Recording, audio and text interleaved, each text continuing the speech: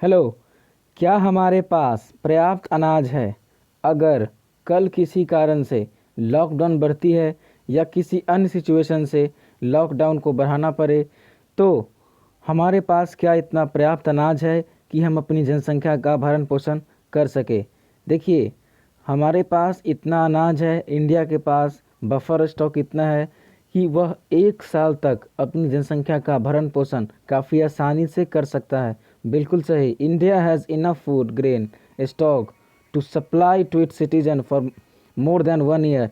ये Green Mart का news है, लगभग 1 महीने पहले का। और इंडिया के पास 30.97 मिलियन मैट्रिक टन अनाज है, जिसमें से गेहूँ 27.52 मिलियन मैट्रिक टन है।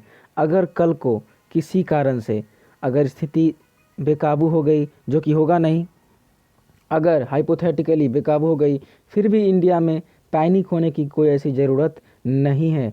और इस बार भी अगर गेहूं की बात करें तो प्रोडक्शन काफ़ी बम्पर हुआ है और इस बार भी पैदावार काफ़ी ज़बरदस्त तरीके से हुआ है। यहाँ तक कि हम अपने सरप्लस गेहूं को निर्यात भी कर रहे हैं कई देशों को, ह्यूमैनिटेरियन गेस्चर के तहत।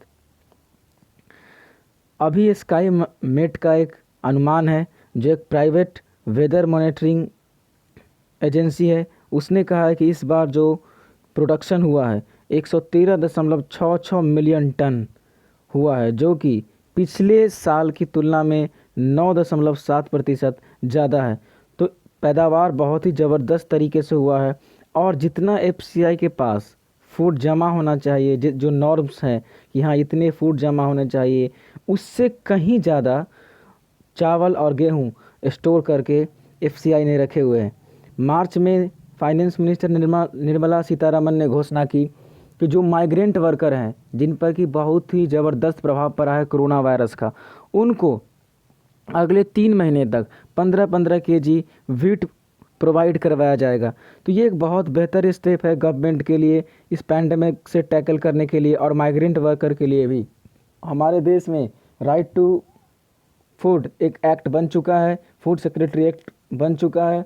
और जो सरप्लस फूड जो हम माइग्रेंट वर्कर को देंगे, इससे तो पहली बात कि उनका जीवन जो भूख से मर सकता था उसको बचाया जा सकता है। दूसरा कि नई जो पैदावार होगी उसके लिए एक फ्रेश जगह मिल सकता है एफसीआई वालों को।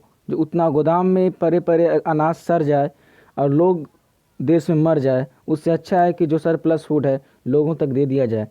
इंडिया केवल अपनी नागरिकों की बेहतर तरीके से देखभाल कर रहा है, बल्कि दुनिया के विभिन्न देशों को भी इस महामारी के समय आगे आकर के नेतृत्व किया है। लेबनान और अफ़गानिस्तान जैसे देशों को भारत ने 50,000 मैट्रिक टन गेहूं प्रोवाइड करवाया है। और ये इंडिया इन अफ़गानिस्तान का ट्वीट है कि this humanitarian gesture of Indian people of Afghanistan brethren will ensure food security. न सिर्फ इंडिया ने फूड प्रोवाइड किया, बल्कि हाइड्रोक्सी क्लोरोक्विन भी प्रोवाइड करवाया है। काफ़ी सारे कमेंट इंडिया को थैंक्स करने के लिए ट्विटर पर आप देख सकते हैं, जिसमें लिखा गया था कि थैंक यू इंडिया, यह महामारी के समय आपका एहसान भूलेगा नहीं।